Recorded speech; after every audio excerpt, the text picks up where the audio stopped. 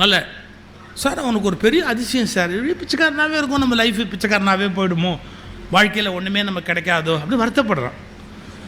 அப்படி வருத்தப்படுற நேரத்தில் திடீர்னு ஒரு பெரிய கார் வந்து நின்றுது சார். அலட்சியமாக அப்படி பார்த்தான், யார் அப்படி ஒரு 19-20 வயசில் ஒரு உலக பேர் அழகி இறங்கி வர்றான். வந்து இவன்கிட்ட கேட்குறா, எதுக்கு நீங்கள் படுத்துருக்குற?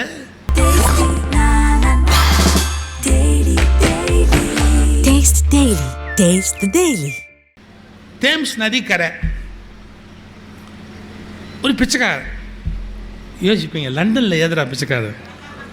உங்களுக்கு தெரியாது, எல்லா நாட்டிலையும் பிச்சைக்காரன் உண்டு, எல்லா நாட்டிலையும் பிச்சைக்காரன் உண்டு. லண்டன் பிச்சைக்காரனை நானே பார்த்துருக்கேன். என்ன அவனோட நான் வந்து வர்த்தக ஒப்பந்தம் போடலையே ஒழிய நான் பார்த்துருக்கேன், நல்லா பார்த்துருக்கேன். அவங்க எப்படி தெரியுங்களா, பிச்சை கேட்க மாட்டாங்க, கொண்டு வந்து நெருப்பட்டி கொடுப்பாங்க. ஸ்மோக் பண்ணுறதுக்கு நெருப்பட்டி கொடுத்தா, கேண்டில் கொடுத்தா நீங்கள் காசு கொடுக்கணும். அது என்ன ஒரு 10 பைசா மதிப்புள்ள பொருள் அதை கொடுப்பான், நீங்கள் 5 ரூபா மதிப்பு கேஷை கையில் கொடுக்கணும். பிச்சை எடுக்கிறது வெறும் கை நீட்ட மாட்டாங்க, எல்லா நாட்டிலையும் பிச்சைக்காரன் உண்டு. இந்த தேம்ஸ் நதிக்கரையில், நம்ம ஊர் நதிக்கரையிலலாம் பெஞ்சு போட்டிருப்பான்ல இப்படி, அது மாதிரி தேம்ஸ் நதிக்கரையிலையும் ஒரு கட்டை கட்டியிருப்பான், ரொம்ப நல்லாயிருக்கும், அழகாக இருக்கும் பார்க்குறதுக்கு. அந்த தேம்ஸ் நதிக்கரையில் ஒருத்தர் இப்படி தள்ள கை வச்சு இப்படி படுத்துக்கிட்டே இருந்தான். நல்ல சார் அவனுக்கு ஒரு பெரிய அதிசயம் சார், பிச்சைக்காரனாகவே இருக்கும், நம்ம லைஃபு பிச்சைக்காரனாகவே போயிடுமோ, வாழ்க்கையில் ஒன்றுமே நமக்கு கிடைக்காதோ அப்படி வருத்தப்படுறான். அப்படி வருத்தப்படுற நேரத்தில் திடீர்னு ஒரு பெரிய கார் வந்து நின்றுது சார். அலட்சியமாக அப்படி பார்த்தான், யார் அப்படி ஒரு 19-20 வயசில் ஒரு உலக பேர் அழகி இறங்கி வர்றான். வந்து இவன்கிட்ட கேட்குறா, எதுக்கு நீங்கள் படுத்துருக்குற? குளிரில் படுத்துருக்குற, எந்திரி காரில் ஏறு. இவனுக்கு அப்படியே அதிர்ஷ்டம், காரில் ஏறணும். காரை கொண்டு போய் வீட்டில் நிறுத்தினான். நான் உனக்கு சாப்பாடெல்லாம் ரெடி பண்ணி வைக்கிறேன், நீ போய் குளிச்சுட்டு வா போ அப்படின்னு. அவன் போனால் குளிச்சுட்டு நல்ல ட்ரெஸ்ஸு அவனுக்கு போட்டு எடுத்து வச்சு போட்டுக்கோ அப்படின்ட்டு பிரமாதமாக குக் பண்ணி டேபிள் முன்னாடி வச்சு எல்லாருமா சந்தோஷமாக சாப்பிட்டு எல்லாம் பண்ணி அவள் எல்லாம் கொடுக்குறான். அதுக்கு விட இன்னும் சஸ்பென்ஸ், அந்த கதை போகுது. அப்படியே எல்லாம் முடிஞ்ச உடனே அவன் அப்படி கையில் அப்படி கொக்கி போடுற மாதிரி கையில் அப்படி கொக்கி போட்டு அவருடைய பெட்ரூம்க்கு அழைச்சிட்டு போகிறான். படம் ஒரு மாதிரி ஓடுதில்லை, சென்சார் போட வேண்டியது தான். அப்படி கையில் அப்படி கொக்கி போட்டு அப்படி அழைச்சிட்டு போய் அந்த பெட்டில் போய் 2 பேரும் படுக்கிறாங்க. அப்படி படுக்கும்போது ஒரு 2 minutes அப்படியே ஒரு பாட்டு பாடுறான், இவன் ஒரு பாட்டு பாடுறான், அப்படியே அந்த பெட்டில் படுக்கிறான். அப்போ அவன் சொல்கிறா, ஏய் தள்ளிப்படு, ஒரு பெட்டில் எப்படி படுக்கணும்னு கூட தெரியல, இன்னும் கொஞ்சம் தள்ளிப்படு, அந்த பக்கம் படு, தள்ளிப்படு. அப்படி தள்ளிப்படுத்தான். தொப்புன்னு சத்தம் கேட்டது. தேம்ஸ் நதி அவனை அடித்து கொண்டு போனது. இதுதான் கதை. இவ்வளோ நேரம் கண்டது கனவு, கொஞ்சம் தள்ளிப்படுத்தா. கனவுல வந்ததை நனவுல செஞ்சா கதை முடிஞ்சு போயிடும். கொஞ்சம் தள்ளிப்படு அப்படின்னா தள்ளிப்படுத்தா போயிட்டான். இந்த சிக்கல் இருக்கு பார்த்தீங்களா, எது வரைக்கும் பொய், எந்த கணத்தில் பொய் உண்மையா மாறும், அல்லது எந்தெந்த பொய்க்குள்ள எந்தெந்த உண்மை உறங்கி கொண்டு இருக்கிறது, இதெல்லாம் தேடி கண்டுபிடிக்கிறதுக்கு பேர் தான் வாழ்க்கையினுடைய தேடல், ஞானம். அது அவ்வளோ ஈஸி இல்லை, சுலபத்தில் அது நமக்கு வரப்போகிறது இல்லை. இதையெல்லாம் தாண்டி நாம் அதை கண்டுபிடிச்சு மேலே வர்றது ஒரு சுலபமான வாய்ப்பு அல்ல, அதுக்குள்ளே ஏகப்பட்ட சிக்கல் இருக்கு. இப்போ நம்ம கொஞ்சம், அதாவது நான் முதல்ல ஒரு கிரவுண்டு ப்ரிப்பேர் பண்ணிட்டேன், இப்போ அதுக்கு மேலே ஒரு பகுதி மட்டும் நம்ம ட்ராவல் பண்ணால் போகிறோம். பொய்களை நம்மால் வாழ்க்கையில் தவிர்க்க முடியாது என்பது உண்மை. இந்த பொய்கள் வெவ்வேறு வகையான வடிவங்களை பெற்றதாக இருக்கிறது, பெயர்களை பெற்றதாக இருக்கிறது. அது மனிதர்களாகவும் உலாவுகிறது, அல்லது உறவு முறைகளாகவும் உலாவுகிறது. அதிலெல்லாம் எந்த விதமான டவுட்டும் இல்லை. ஆனால் இத்தனை பொய்க்கு மத்தியிலையும் அந்த மெய் இருக்குங்கிற புரிதல் ஒன்று தேவை இருக்கு.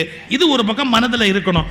இது ஆதிசங்கரர் என்ன சொல்றாரு, அத்வைதத்தில் ஜகத் மித்யை அப்படின்னார்.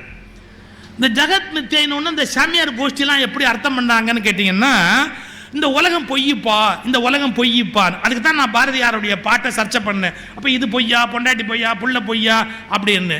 ஜகத் மித்யை அப்படிங்கிற வார்த்தம் உலகம் பொய் அப்படின்னு. இது ஆதிசங்கரர் சொன்ன உடனே, அர்த்தம் பண்ண உடனே இந்த சன்னியாசிகள்லாம் என்ன சொன்னாங்க, இந்த உலகமே பொய்ன்னு. நல்லா புரிஞ்சுக்கணும். ஏங்க இந்த தூணு தர, இதெல்லாம் கண்ணால் பார்த்துக்கிட்டே இருக்கிறோம். இதெல்லாம் பொய் பொய் பொய்ன்னு சொன்னால் எவன் நம்புறது? பாரதி கேட்டான்ல, வீட்டில் தங்க சிலை போல் மனைவி இருக்கிறாள் பொய்யான்னு ஒரு கேள்வி கேட்டான்ல. இவ்வளவு பார்க்குற அத்தனையும் பொய்யா? இதுக்கு அர்த்தமே வேற. அத்வைத தத்துவத்தின்படி ஜகத் மித்யை, அதாவது இந்த உலகம் பொய் என்று சொன்னால் அது இந்த மண்ணையோ இந்த நீரையோ 5 பூதங்களையோ இதில் வந்து போகிற மனிதர்களையோ குறிக்கிற விஷயம் அல்ல. அவரவர்கள் அவரவருடைய உலகம் என்று மனதில் ஒன்றை உருவாக்கி வைத்திருக்கிறார்களே, அந்த உலகம் உண்மையான உலகம் அல்ல, அது பொய்யான உலகம். இது எப்படி கேட்கறதுன்னு கேட்டீங்களா? நான் சொன்னல, எழுத்தாளர்களுக்கு என்று ஒரு உலகம் இருக்கிறதுன்னு. அந்த உலகம் நமக்கு என்ன நமக்கு தெரியாதுன்னு சொன்ன பார்த்தீங்களா? அது அவருக்கு மட்டும்தான் இருக்கும். அவர் திடீர்னு ராஜராஜ சோழனை பற்றி ஒரு கதை எழுத ஆரம்பித்தா டைங் டைங் உங்கள் வால் சத்தம் கேட்கும். உங்கள் யாருக்காவது கேட்கும்? அதில் குந்தவை நாச்சியார் நடந்து வருவார். உங்கள் யாருக்காவது தெரியும்? உங்களுக்கு எதெல்லாம் தெரியாதோ அதெல்லாம் எழுத்தாளனுக்கு தெரியும். உங்களுக்கு எதெல்லாம் தெரியாதோ எதெல்லாம் கேட்காதோ அதெல்லாம் கேட்கும். எங்கள் பேராசிரியர் ராதாகிருஷ்ணன் சொல்வார், புஸ்தகத்தை படிக்கிறான், நாவல் படிக்கிறான் ஒருத்தன். அந்தி சாய்ந்த நேரம், வானத்தில் பொன் நிலவு பாயத் தொடங்கியது. கும் என்ற மல்லிகைப்பூவின் வாசனை காற்றை துளைத்து கொண்டு நாசியை துளைக்கத் தொடங்கியது. அப்போது அவன் ஆனந்தமான ஒரு அனுபவத்திற்கு போனான். ஆனால் படிச்சுக்கிட்டு இருக்கான் பார்த்தீங்களா இந்த நாவலை, அவன் ஒரு சந்தில், அதுவும் மூத்திர சந்தில் கைத்துக்கட்டில் போட்டு கொசு கடியில் உட்கார்ந்துருக்கான். ஆனால் அவன் என்ன படிக்கிறான்? ஆனந்தமான காற்று வீச தொடங்கியது, அங்கே தென்றல் வீசியது, இங்கே வேறு தான் வீசுது. இப்போ பாருங்க, ஆனால் நீங்கள் படிக்க ஆரம்பிச்சோன்னு உங்கள் மனசில் அந்த உலகம் வந்துருச்சு இல்லை? ஆமாம். இப்படி அவரவர் மனதில் வைத்திருக்கிற உலகம் ஜகத் மித்யை, அது பொய்யானது. இந்த தெளிவு வந்தாதான் இப்போ நான் சொல்லுவேன், எங்கள் ஜாதியில் இப்படி தாங்க பழக்கம், முட்டாள், பொய்யது. உங்கள் ஜாதிங்கிற வட்டம் பொய். இந்த எங்க சமயத்தில் இப்படித்தான், முட்டாள், அது பொய். எங்க நாட்டில் இப்படித்தான், பொய். இந்தியா பல நாடுகள் சேர்ந்த ஒரு நாடு. 56 தேசம்னு ஒரு தேசம் இருந்தது. 56 தேசங்கள்ல கொஞ்சம் கொஞ்சமா எல்லாம் வெளியே போச்சு. மிச்சம் இருக்கிற 4-5 தேசம் ஒன்னா சேர்ந்தது. அதுலயும் 2 வெளியே போச்சு, பாகிஸ்தானாவும் பங்களாதேஷாவும் வெளியே போச்சு. அப்புறம் மிச்சமா உட்கார்ந்து இருக்கிறதெல்லாம் ஒன்னா சேர்ந்து உட்கார்ந்து இருக்கு. இது போய் நீங்க எப்படி சொல்ல முடியும்? இந்தியா என்பது பல நாடுகள் சேர்ந்த ஒரு நாடு. நீங்க உண்மையை புரிஞ்சுக்கணும். இது ஒரு நாடுன்னு ஆரம்பிச்சீங்கன்னா கஷ்டப்படுவீங்க. பல நாடுகள் சேர்ந்த ஒரு நாடு அப்படின்னு கண்டுபிடிக்கணும். அதே மாதிரி இந்து மதம், ஷண்மதம் சங்கரர் ஸ்தாபிக்கிறாரு. இந்து மதம் என்பது 6 மதங்கள் இணைந்த ஒற்றை மதம், ஷண்மதம். இல்லாட்டி ஷண்மத ஸ்தாபகர்ங்கிற பேர் எப்படி சங்கரர் கொடுக்க முடியும்? 6 மதம்னு அவருடைய பேர்லயே இருக்கே சார். 6 மதங்கள் இணைத்து அவர் கொண்டு வரார், ஷண்மத ஸ்தாபகர். ஒன்னு அதை ஒத்துக்கோ, இல்லாட்டி இதை ஒத்துக்கோ. இது ஒரு மதம் அல்ல, 6 மதங்களுடைய இணைப்பாக உண்டான ஒற்றை மதம். அப்புறமா அதுல வைதீக மதம்ங்கிறது வேற வந்து சேர்ந்தது. சிந்து நதிக்கு இந்த பக்கம் இருந்தவங்க 6 மதம், அப்புறம் வைதீக மதம் வந்து சேர்ந்தது. இதை நீங்க என்ன பண்றீங்க? நான் என்ன கற்பனை பண்ணி வச்சிருக்கிறனோ அது அவன் பண்ணணும். இது எல்லாருக்கும் அந்த வியாதி இருக்கு.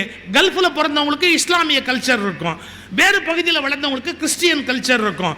ஒன்னளவோடு அந்த உலகத்தை நிறுத்தணுமே ஒழிய உன் உலகத்தை அடுத்தவன் உலகத்தில் மோத விடாது. உன்னோட நம்பிக்கை எவ்வளவோ இருக்கும், இது யாரையும் காயப்படுத்த முடியாது. உன் நம்பிக்கையோட நீ சௌக்கியமா இரு, ஒண்ணுமே தப்பு கிடையாது. அவங்க உலகம் அது, அந்த உலகத்தை எடுத்து அடுத்த ஆள் மேலே எரியக்கூடாது. இந்த தெளிவு வரணும். இந்த உலகத்தில் நாம் படித்து வைத்திருக்கிற வெவ்வேறு மன உலகங்கள் பொய்யானவை, ஜகத் மித்யை. அப்படி அதது பொய்யா இருக்கிறதால யாரும் யாரோடையும் மோதிக்கொள்ள வேண்டிய அவசியம் இல்லை. இதுல மெய்யானது ஒன்றே ஒன்றுதான், உன்னதான அந்த பரம்பொருள், எல்லாத்துக்கும் மிச்சமா இருக்கிற அந்த ஒற்றை ஆற்றல், அவ்வளவுதான். இந்த முழு உண்மையை கண்டுபிடிச்சாச்சுன்னு சொன்னா இந்த பொய்களை கடந்து நம்ம மேல போக தொடங்கிட்டா அது ஒண்ணுமே இல்லையே. இந்த பேருண்மையை புரிந்து கொள்வதற்கான வழிகாட்டுதலை பாரதி ட்ரை பண்றார். நிற்பனவே நடப்பனவே என்ற பாட்டில் பாரதி ட்ரை பண்றார். நீங்க எவ்வளவு கோடீஸ்வரர்கள் இந்த உலகத்தில் பிறந்து அர்த்தம் இல்லாமல் செத்து போயிட்டான். 1000 கோடி 2000 கோடி வச்சவெல்லாம் இல்லையா? எவ்வளவு 1000 கோடி 2000 கோடி வச்சிருந்தாலும் கடைசியில் ஆஸ்பத்திரியில் நம்ம ஒரு பெட்டில் ஒரு ஓரத்தில் படுத்துருக்கணும். அவ்வளோ. நீங்கள் 3 பெட்ரூமோட ரூம் கட்டினா கூட உங்களுக்கு ஒரு ரூம் தான். ஒரு ரூம்லேயும் ஒரு கட்டில் தான், கட்டில்லையும் கடைசி காலத்தில் 6 அடி மட்டும்தான். அதுக்கு அந்தாண்ட புரண்டு படுத்தாலும் விழுந்துருவோம், இந்தாண்ட புரண்டு படுத்தாலும் ஊசி குத்தும். வாழ்க்கை அவ்வளோதான். இது தெரிஞ்சிருக்குது இல்லை? நமக்கு முன்னாடி செத்தவன் நமக்கு முன்னாடி பல பேர் செத்து அவன் கோடியை எவன் அள்ளிக்கிட்டு போனாங்கிறதையும் நம்ம தான் பார்த்துரும் இல்லை. நமக்கு முன்னாடி ஒரு பையன் செத்து அவன் கோடியை எவனவனும் அள்ளிக்கிட்டு போனதை நாம பார்த்துட்டு அதுக்கப்புறமா அதே முட்டாள்தனத்தை நாமளும் பண்ணுனா நமக்கு அறிவு இருக்குன்னு அர்த்தம் இல்லை.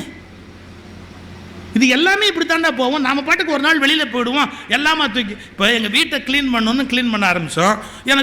எனக்கு நல்ல அதிர்ஷ்டங்க. எப்படின்னா என் பிஎல் டிகிரி போயிடுச்சு, என் பிஏ டிகிரி எலி கடிச்சிருச்சு, என்னுடைய எஸ்எஸ்எல்சி புக்கு குப்பையாக போச்சு, ஒரு மாதிரி என்னமோ ஆகி வீணாக போச்சு. அன்றைக்கி நான் பட்ட சந்தோஷம் இந்த உலகத்தில் வேறு எவனும் பட மாட்டான். என் ஒய்ஃப் கூட கேட்டாங்க, ஏங்க இதை உள்ளே வைக்க வேணாமா, அதை உள்ளே வைக்க வேணாமா. சும்மா அது இன்னும் கொஞ்ச நாள் கழிச்சு நம்மளே எடுத்து வெளியே வைப்பான். எவ்வளோ நாள்னு தெரியாது.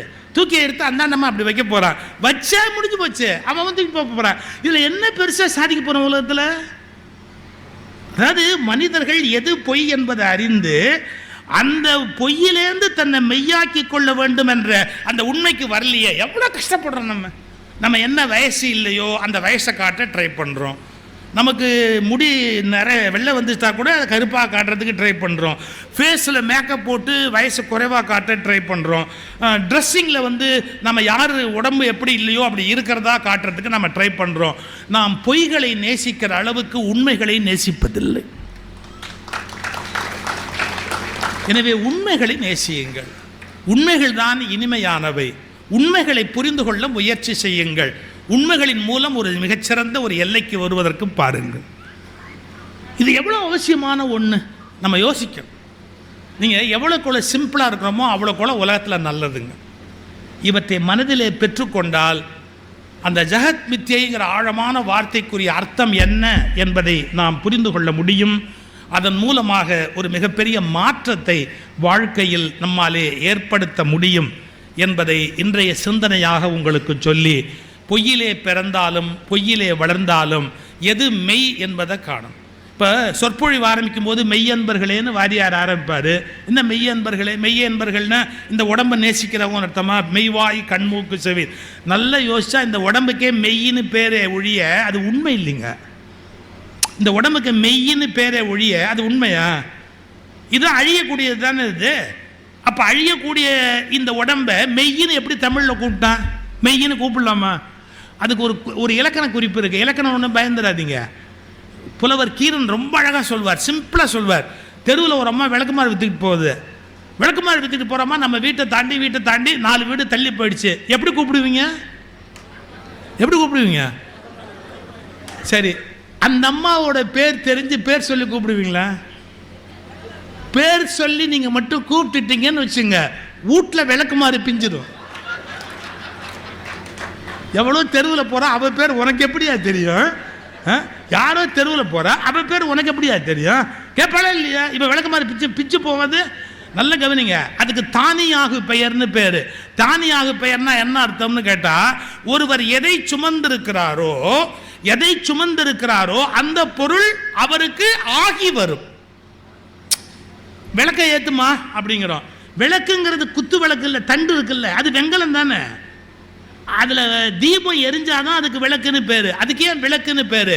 இது பாம்பா கயிறா என்று விளக்குவதால் அது விளக்கு. உங்களுக்கு புரியாததை எது விளக்குமோ அதற்கு விளக்குன்னு பேரு. நல்ல கவனிங்க. அந்த விளக்கு திரி இல்லாத போது கூட, நெருப்பே இல்லாத போது கூட, இந்த அந்த விளக்கை பார்த்து பத்திரமா விளக்கி வையே, பத்திரமா உள்ள தூக்கி வையே, அதுக்கு விளக்குன்ற பேரு.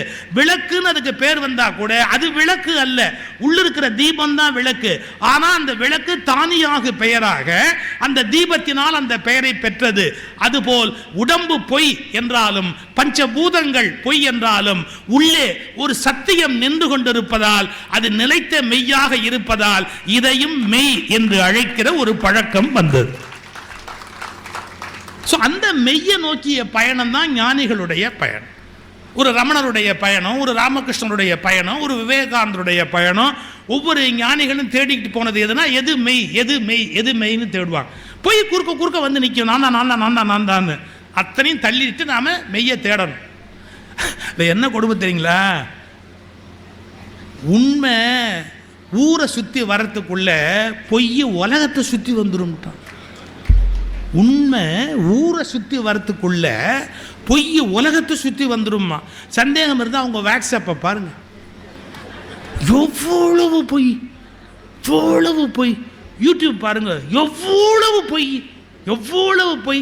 மெட்ராஸ் ஹைகோர்ட்டில் எனக்கும் யூடியூப்புக்கு கேஸ் நடக்குது. என் பேச்சை போடாதடா யூடியூப்லன்றேன். யார் யூடியூப் கம்பெனிக்கு நான் கேஸ் போட்டிருக்கிறேன், நீ பாட்டுக்கு எடுத்து என்ன இஷ்டத்துக்கு போடுறது, போடாது அப்படின்னு யூடியூப்பை எதிர்த்து நான் ஃபைட் பண்ணுறேன். இன்டர்நேஷ்னல் லாயர்ஸ் வந்து நிற்கிறேன். எதுக்கு சொல்ல வரேன், பொய் அவ்வளவும் பொய். கொஞ்சம் யோசிச்சு பாருங்க. இப்போ உண்மை ஊரை சுற்றி வரத்துக்குள்ள பொய் உலகத்தை சுற்றி வந்துடும். இதுக்கு ஓஷோ ஒரு அருமையான கதை சொன்னார். கற்பனை தான், மேல் உலகத்துலேருந்து பொய்யும் மெய்யும் வந்து தான், பொய்யும் மெய்யும் உண்மையும் பொய்யும் ஒன்றா வந்து தான், ரெண்டும் ஃப்ரெண்ட்ஸ் தான், ரெண்டும் வந்து தான். அப்படி வந்துட்டு ஆற்றுல குளிக்கலாமா, ஆற்றுல தண்ணி ஓடுது அப்படின்னு உண்மை குழந்தைத்தனமாக கேட்டதான், ஆற்றுல குளிக்கலாமா அப்படின்னு. குளிக்கலாமே, யார் என்ன குளிக்கலாமா அப்படின்னு. உடனே பழைய வழக்கம், ஆடைகளை வந்து கரையில் களைஞ்சிட்டு அப்புறமே நீராடுவாங்க. அந்த வழக்கத்தில் ரெண்டு இன்னசென்ட்டு என்ன பண்ணுறாங்க, ஆடைகளை கரையில் வச்சுட்டு பொய் மெய் ரெண்டும் போய் தண்ணியில் போய் குளிக்கிறதுக்கு போச்சான். அப்படி தண்ணியில் குளிச்சுக்கிட்டே இருக்கும்போது பொய் பார்த்து தான், இந்த மெய்யோட ட்ரெஸ் இருக்கு இல்லையா, ரொம்ப அழகாக இருந்தது, ஊரே மரியாதை கொடுக்குது. எப்போவுமே அந்த ஆடையை பார்த்த உடனே உண்மைக்கு ஒரு பெரிய மரியாதை இருந்தது தான். இது உன்னை என்ன பண்ணுறேன் பார் அப்படின்னு அது தண்ணியில் முங்கும் போதே இது கரையேறி வந்து பொய்யோட ட்ரெஸ்ஸை போட்டுக்கிட்டு மெய்யோட ட்ரெஸ்ஸை பொய் போட்டுக்கிட்டு குடுகுடுன்னு அந்த இடத்த விட்டு போயிடுச்சான். இப்போ வெளியே வந்து பார்த்த உடனே வேறு வழி இல்லாமல் ஆடை இல்லாமல் போக முடியாதுன்னு பொய்யோட ட்ரெஸ்ஸை மெய் போட்டுக்கிட்டு அது எங்கேன்னு தேடிக்கிட்டே பின்னாடி வருதான். பொய்யினுடைய ஆடை உண்மையில் அதனுடைய ஆடை அல்ல, அது மெய் போல் தோற்றமளித்தாலும் அது மெய்யினுடைய ஆடையை திருடி கொண்டு போட்டு கொண்டு இருக்கிறது அப்படின்னு ஒரு அழகான ஒரு உருவக கதை உண்டு. இதை புரிந்து கொண்டு இன்றைக்கு நீங்கள் உண்மை என்று நம்பிக்கொண்டிருக்கிற பல விஷயங்கள் பொய். எப்படி பொய் போலி ஆடையோடு திரிகிறதோ அப்படி நீங்கள் உண்மை என்று நம்பிக்கொண்டிருக்கிற பல விஷயங்கள் பொய். நீங்கள் பொய் என்று எட்டி உதைக்கிற பல விஷயங்கள் மெய். இந்த தெளிவும் இந்த ஞானமும் இந்த புத்தக திருவிழா உங்களுக்கு தருமென்றால் நான் இங்கு வந்த நோக்கம் நிறைவேறியது. நன்றி, வணக்கம்.